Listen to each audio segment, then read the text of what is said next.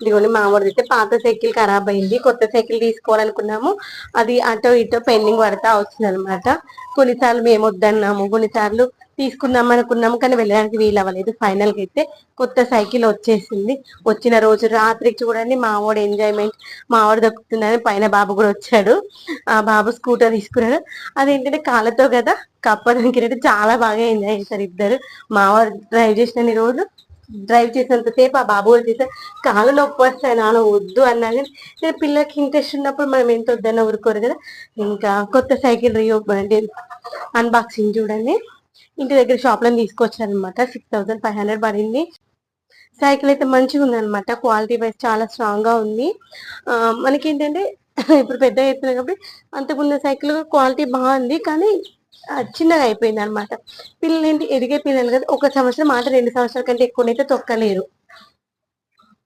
అలా అనేసి ఇంకా కొంచెం పెద్దగా ఉన్నాయని తీసుకున్నామా. సీట్ అయితే మనకి అడ్జస్టబుల్ అనమాట. ఇంకొంచెం పెద్ద పెంచుకోవచ్చు. ఇప్పుడు మా 6th క్లాస్ కదా, 7th 8th క్లాస్ వరకు వస్తుంది అనుకుంటాను. మంచిగా మెయింటైన్ చేస్తే క్వాలిటీ అయితే మంచిగా ఉంది. పిల్లలుగా తొక్కేదాన్ని బట్టి అదైతే ఎక్కువ రోజులు వస్తుంది తక్కువ రోజులు వస్తుందో తెలుస్తుంది. అందుకని ఈ దగ్గర ఉన్న షాప్ లో అయితే తీసుకొచ్చాము. ఇంకెప్పుడు దూరం వెళ్ళాలంటే అది కుదరట్లేదు. ఇంకా మనకి అవైలబుల్ గా ఉంది కదా, తెలిసిన వాళ్ళు కూడా తీసుకున్నారన్నమాట ఈ పక్కన షాప్. చూస్తే క్వాలిటీ బాగానే అనిపించింది. పిల్లలు యూజ్ చేసేటువంటి ఈ యొక్క రఫ్ అండ్ టఫ్ కి మనం మరీ ఎక్కువ కాస్ట్ పెట్టుకునే కదా, తక్కువ కాస్ట్ కొన్నాం అనుకోండి, సంవత్సరానికి ఒక సైకిల్ కొనిచ్చినా ఈజీగా ఉంది.